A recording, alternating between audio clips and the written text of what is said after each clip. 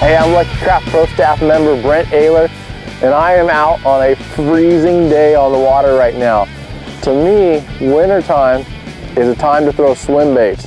This right here is the Real California 200. This is an 8-inch jointed swim bait. Now here in California, a lot of the lakes get stocked with trout in the wintertime. In that November, December, January, when it gets really cold, they plant trout. Now when they start planting trout, I go crazy. I do nothing but come out and throw these swim baits.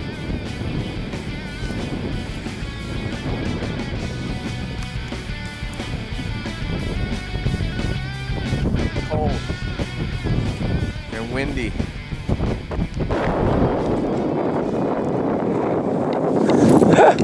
Look at that, Real California. Look at that. Come on, fish.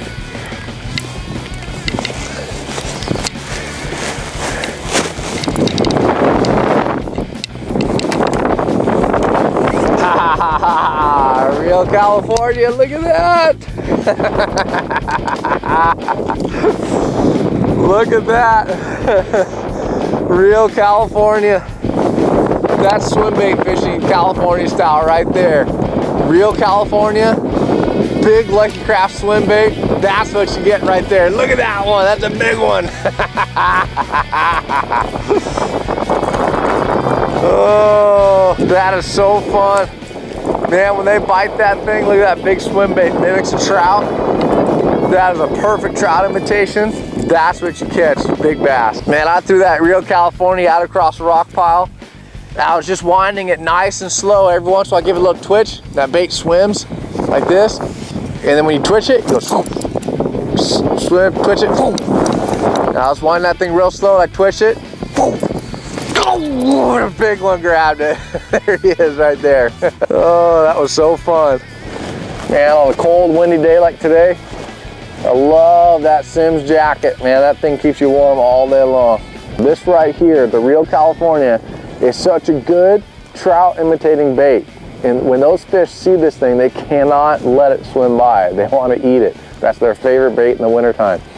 Now this, because of the jointed body on it, it swims on its own. All you have to do is cast it out and just wind it in nice and slow. And what I do is I make a long cast, I wind it really slow, and every once in a while I give a quick little twitch. And what that does, that bait's swimming just like this. And when you make a twitch, it'll go whoo, real hard to the side and then start swimming again. And do that every once in a while, every couple, maybe 5-10 turns, give a quick little pop. And what that does, if a fish is following it, when it makes that hard directional change, that's when they bite it. That's when they actually attack it.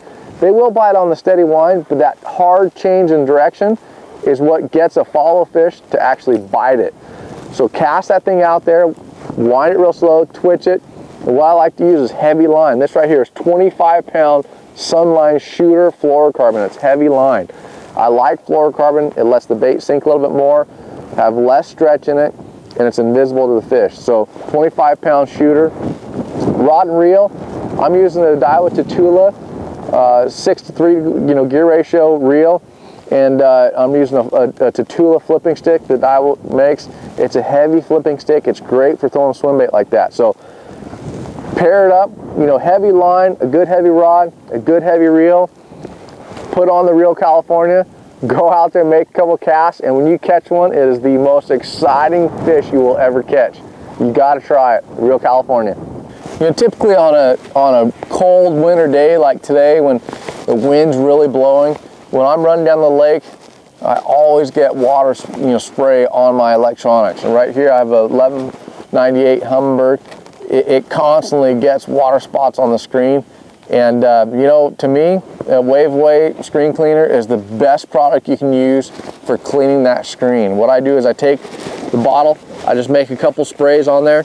Now, if there's really bad hard water spots, I'll let it sit for just a second on that screen. Let it kind of saturate that screen. Take a microfiber cloth and wipe it off. Now, what I'll do sometimes is if I'm going to clean both, and especially on the front, it sits out in the sun more, and that sun bakes on that big screen, and it kind of bakes those water spots in there. So I'll let it sit there a little bit longer. I'll spray the front, I'll walk back to the back, I'll spray my Humminbird on the back, I'll wipe the back, then I'll come up and wipe down the front. So now it sits for a little bit, lets that saturate on there. Take a microfiber cloth, wipe it off. Now I have a crystal clear screen and ready to go. And I'll hold this bottle. I'll actually put it up here in the front by my foot pedal. I can put it up here in the front right there. And what I'll do is on a day like today, when it's windy, it's constantly getting covered, it dries out fast, the sun bakes it on there. I always want to have a good clean screen so I can see when I'm fishing. It's Wave Away screen cleaner. You got to try it, it's a must have. In the winter time, when I'm fishing a swim bait like the Real California, what I like to do is try and find structure that those fish will be holding on that I can swim the swim bait over. If you can imagine that trout just swimming, that bass is hiding on a rock pile or some sort of structure, brush pile or something, I want to cast that bait and be effective on every cast. I mean, I don't have to cover a lot of water. I want to go right to where those fish should be.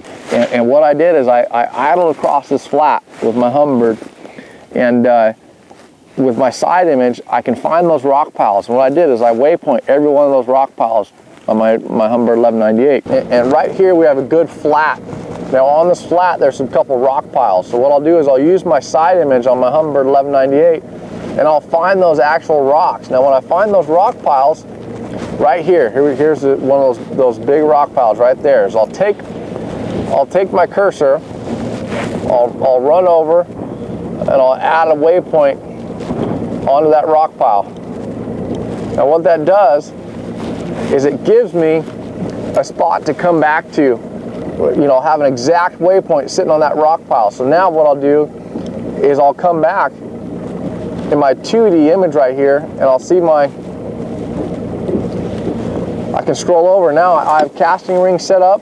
Well, I can sit out on this casting ring, I can cast right at that exact rock pile.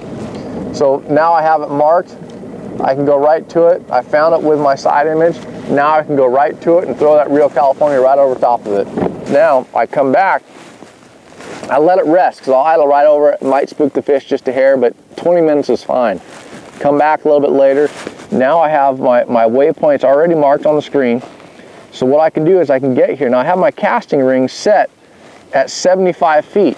So when I have it set there, I can get on my casting ring and I know I'm 75 feet away from that rock pile. So what I'll do is I'll pull up, I'll get off that rock pile. If it's shallow enough, I'll put my talons down to hold me in place. If it's not, I just use the trolling motor, I use my Minn Kota to hold me in place, and I can get my bearings and see exactly where that rock pile is. I'm 75 feet away now, so what I can do is I can take that Real California, make a long cast, and get it right over that rock pile every single time. And now I know exactly where it's at. Make that cast, make multiple casts. Not only that, now I can do a circle all the way around that rock pile and just stay on my casting ring, and now I can get it at different angles. So if I bring that Real California across this way and I don't get a bite, now I slide the boat over to the side, and now I'm casting a different angle and bringing it across that rock pile. Multiple angles is how you get those strikes throwing that Real California. So get out, find those rock piles, be effective, and have casts that are in the strike zone longer. If you're out there just kind of blind casting, you may miss it completely. You may fish there for a long time and not even get over the sweet spot. Now, with my Humminbird, I can get right over the sweet spot, throw that Real California over there, and catch a big one. How's that, Sarah? Real California, look at that!